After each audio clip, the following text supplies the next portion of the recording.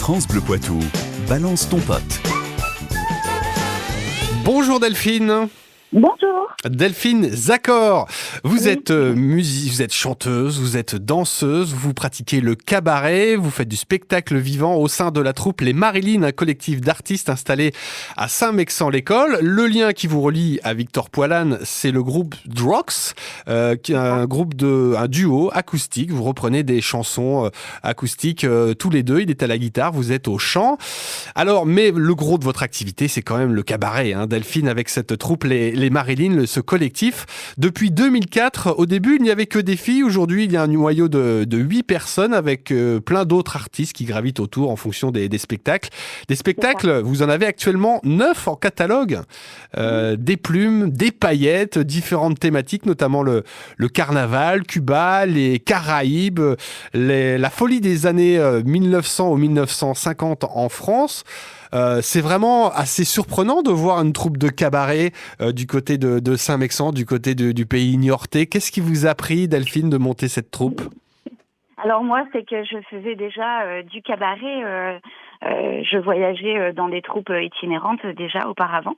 Et j'ai décidé en 2004 de monter mon propre collectif d'artistes. De choisir les personnes avec qui vous aviez envie de travailler.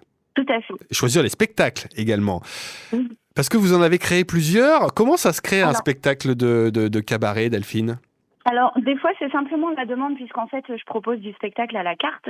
Donc, voilà, on va se retrouver avec une demande particulière sur les années disco, par exemple. Donc, on décide ensemble de monter un spectacle là-dessus, par exemple. Mmh.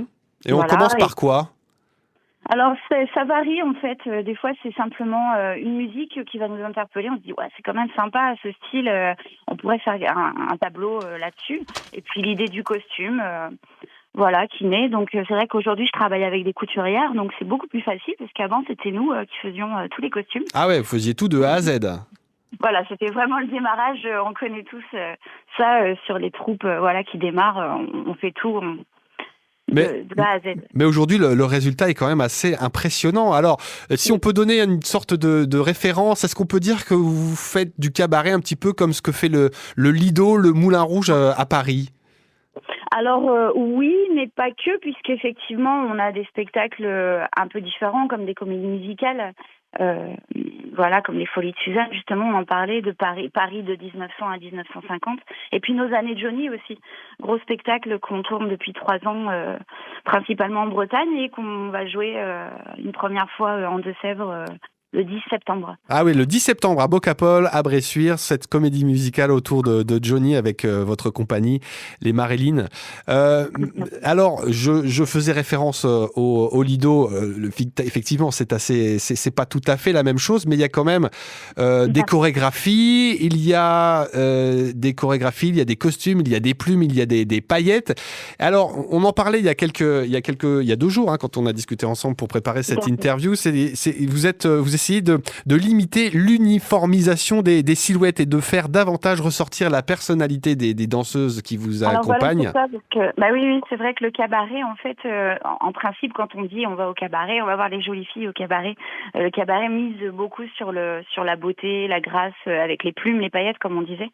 Mais du coup, c'est vrai que j'essaye de faire évoluer les mentalités par rapport à ça aujourd'hui. La mienne déjà a évolué aussi. Je me suis dit, mais pourquoi pas ? La beauté, ça veut pas dire une taille 36 et 1m70, quoi. Mmh. Donc, c'est vrai qu'on mise aussi toujours, bien sûr, sur les performances, la qualité des danseuses et la personnalité. Mais maintenant, je vais vraiment axer les auditions, les futures auditions là-dessus. D'accord. Donc les prochains événements, c'est donc, on l'a dit, la comédie musicale autour de Johnny le 10 septembre prochain à Bocapol, à Bressuire. D'ici là, il y a pas mal de spectacles qui vont se dérouler. Qui sont vos clients ?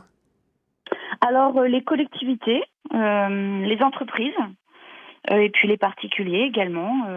Voilà. Alors, est-ce qu'on peut venir vous voir régulièrement dans les Deux-Sèvres quand vous proposez un spectacle ?